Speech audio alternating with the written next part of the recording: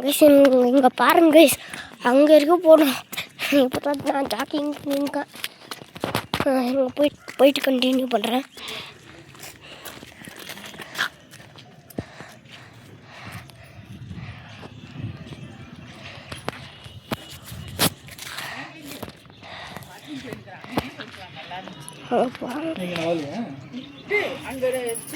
வந்து